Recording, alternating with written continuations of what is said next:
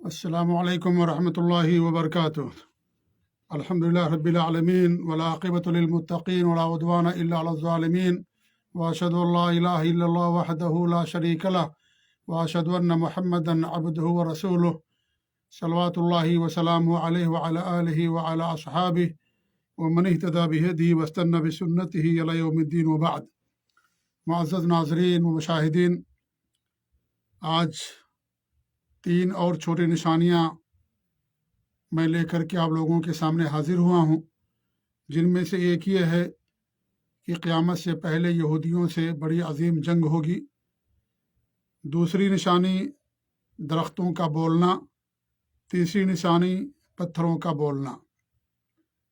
یہ نشانیاں ہیں قیامت کی چھوٹی نشانیاں جو قیامت سے پہلے واقع ہوں گی، کیونکہ جس ذات نے ان نشانیوں کے بارے میں ہمیں اطلاع دی ہے وہ صادق مصدوق ہیں، نبی برحق ہیں، اللہ رب العالمین کے آخری رسول ہیں۔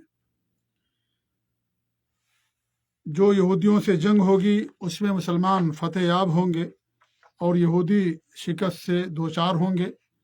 اس جنگ میں شجر و حجر کو اللہ رب العالمین بولنے کی طاقت عطا کر دے گا اور وہ پکار کر کے مسلمانوں کا ساتھ دیں گے اور اپنے پیچھے چھپے ہوئے یہودیوں کو قتل کرنے کی دعوت دیں گے۔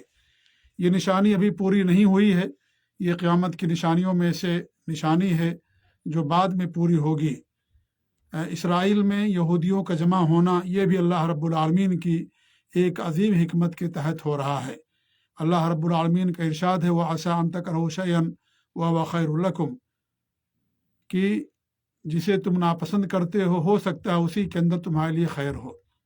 اللہ رب العالمین ہی جاننے والا ہے، ہم نہیں جانتے، تو ان کا اکٹھے ہونے میں ہو سکتا ہے خیر ہو، اللہ بہتر جاننے والا ہے، کیونکہ اگر وہ مختلف ملکوں میں ہوتے تو ظاہر بات ہے ان سے قتال کرنا تقریباً ناممکن تھا۔ اس لیے بھی حکمت ہو سکتی ہے کہ سارے یہودی ایک ملک کے اندر جمع ہو رہے ہیں، اللہ بہتر جاننے والا ہے۔ بہرحال یہ قیامت کی نشانیوں میں سے ہے کہ یہودیوں سے بڑی جنگ ہوگی، درخت اور پتھر سب بولیں گے اور مسلمانوں کو پکار کر کے کہیں گے کہ میرے پیچھے یہودی چھپا ہوا ہے، اسے تم قتل کر دو۔ ابن عمر رضی اللہ تعالیٰ عنہما سے روایت ہے، اللہ کے رسول صلی اللہ علیہ وسلم کے ارشاد ہے، تم سے یہود لڑائی کریں گے لیکن تم ان پر غالب آ جاؤ گے، یہاں تک کہ پتھر کہے گا اے مسلمان میرے پیچھے ایک یہودی چھپا ہوا ہے، اسے بھی قتل کر دے۔ یہ صحیح بخاری اور صحیح مسلم کی روایت ہے۔ اس طریقے سے ابو ہریرہ رضی اللہ عنہ کی روایت ہے، اللہ کے رسول صلی اللہ علیہ وسلم کا ارشاد ہے، قیامت اس وقت تک قائم نہیں ہوگی جب تک مسلمان یہودیوں سے قتال نہیں کر لیں گے۔ مسلمان انہیں قتل کریں گے یہاں تک کہ یہودی پتھر اور درخت کے پیچھے چھپ جائے گا۔ پتھر اور درخت آواز دیں گے اے مسلمان، اے عبداللہ، اے میرے پیچھے ایک یہودی ہے، اسے بھی قتل کر دے، غرقد درخت کے سوا، کیونکہ وہ یہودیوں کے درخت میں سے ہے۔ یہ صحیح مسلم کی روایت ہے۔ یہ جو درخت اور پتھروں کی گفتگو ہوگی یہ حقیقت پر مبنی ہوگی اور یہ اللہ رب العالمین کی قدرت سے ہوگا۔ جس طریقے سے اللہ رب العالمین نے ہماری زبان کو بولنے کی طاقت عطا کی ہے، اللہ تعالیٰ اپنی قدرت کا اظہار کرتے ہوئے پتھروں اور درختوں کو بھی یہ قوت عطا کر دے گا اور پھر وہ بولنا شروع کر دیں گے۔ جس طریقے سے کھجور کی شاخ ٹہنی جس پر اللہ کے رسول صلی اللہ علیہ وسلم ٹیک لگا کر کے خطبہ دیا کرتے تھے، اور جب منبر آپ نے استعمال کرنا شروع کر دیا تو اس سے رونے کی آواز آنے لگی۔ جس طریقے سے چاول پکتا ہے ہنڈی سے آواز آتی ہے، ایسے ہی اس سے رونے کی آواز آنے لگی۔ اللہ کے رسول صلی اللہ علیہ وسلم نے جب اسے تسلی دی تب جا کر کے اس نے رونا بند کر دیا۔ اس کھجور کی ٹہنی کو بولنے کی طاقت کس نے دی؟ اللہ رب العالمین نے دی۔ اللہ رب العالمین ہر چیز پر قادر ہے۔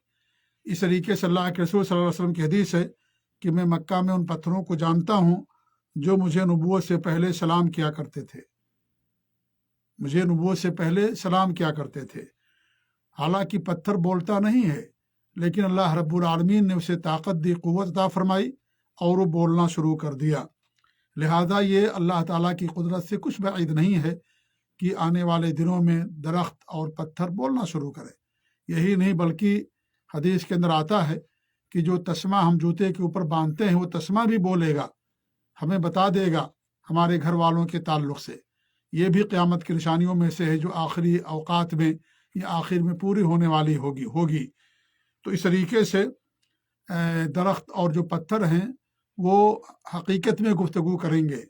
ہمیں اس کی تعویل کرنے کی ضرورت نہیں ہے کہ یہاں بولنے سے مراد کچھ اور ہے، اور پتھر کیسے بولیں گے، درخت کیسے بولیں گے۔ میرے بھائیوں، اللہ رب العالمین ہر چیز پر قادر ہے۔ اگر ہم اپنے جسم پر غور کر لیں تو ہمیں سب کچھ معلوم ہو جائے گا کہ یہ ساری چیزیں بہت آسان ہیں اللہ رب العالمین کے لیے۔ اللہ رب العالمین نے ہمارے جسم کے اندر بہت سارے اعضاء پیدا کر رکھے ہیں، اور ہر عضو کے لیے ایک ایک ذمہ داری اللہ نے اسے عطا کی ہے۔ زبان کی ذمہ داری بولنے کی ہے، زبان بولتی ہے۔ ایسے ہی چکھنے کی ذمہ داری، اگر انسان اپنی زبان پر کوئی چیز رکھتا ہے تو فوراً زبان بتا دیتی ہے کہ چیز کھٹی ہے، میٹھی ہے، کڑوی ہے، کیسی ہے۔ اللہ نے طاقت زبان کو دی ہے۔ اللہ نے ہاتھ کو پکڑنے کی اور بہت ساری چیزوں کی ذمہ داریاں اور طاقت عطا فرمائی۔ ہاتھ اپنی ذمہ داری عطا کر رہا ہے۔ پاؤں کے چلنے کی طاقت ہے کو اللہ نے اسے طاقت دی، پاؤں چل رہا ہے۔ آنکھ کو اللہ نے دیکھنے کی طاقت عطا فرمائی، آنکھیں ہماری دیکھتی ہیں۔ کان کو اللہ رب العالمین نے سننے کی طاقت عطا فرمائی، ہمارے کان سنتے ہیں۔ تو اس طریقے سے ہمارے جسم کے اندر جو اعضاء ہیں، ہر ایک کو اللہ رب العالمین نے کچھ صلاحیتیں دے رکھی ہیں، کچھ طاقتیں دے رکھی ہیں، اور ان صلاحیتوں کو وہ استعمال کرتے ہیں، یا اللہ تعالیٰ کی قدرت جو انہیں ملی ہے اس کے مطابق وہ عمل کرتے ہیں۔